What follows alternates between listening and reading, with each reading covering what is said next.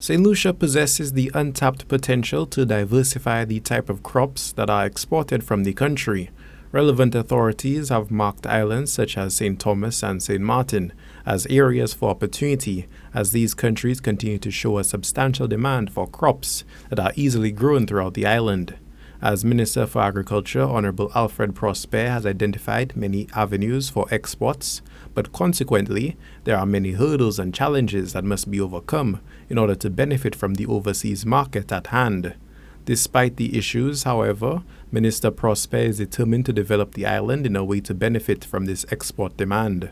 We have markets for a lot of our produce, Antigua imports a lot of produce from St. Lucia and other parts of the Caribbean.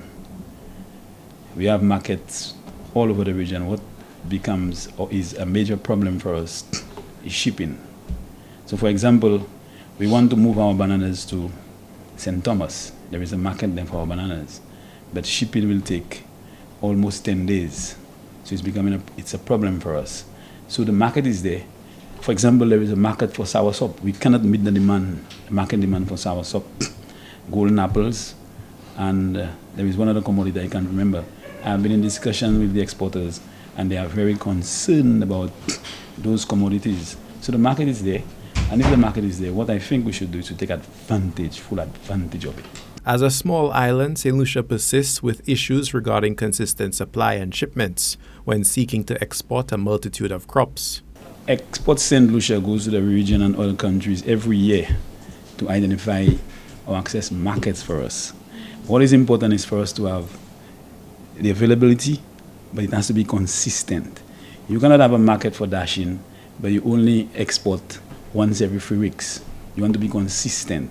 So in doing that, we must organize the farmers to be able to target that particular market, but we must give them the support.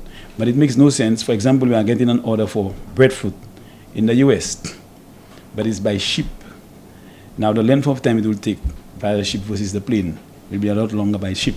So we are now in the process of looking at various procedural measures to identify when we should harvest and what are the various steps to be able to ensure that this commodity gets to the market without any level of spoilage, etc.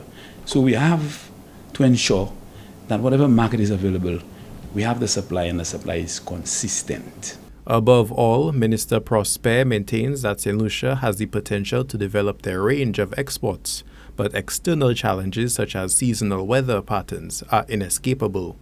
I do believe there is tremendous potential in terms of market availability for our produce out there, but the level of consistency is what we must ensure that is in place. I know there's, for example, this is the time of year most of our farmers are replanting the dashing.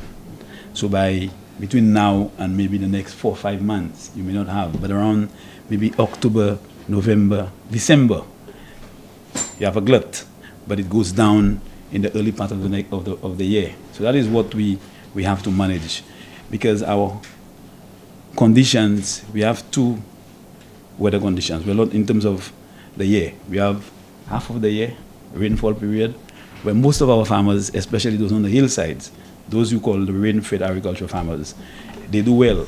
But now if you go to places like Choiseul, you will see a lot of those lands are not under cultivation because of the low rainfall quantities. So we practice a lot of what we call seasonal farming.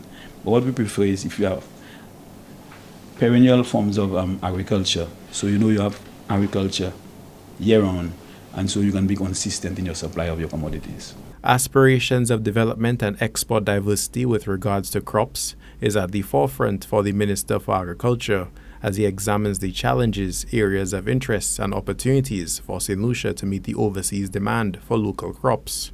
For Choice News Now, this is Obi Offor reporting.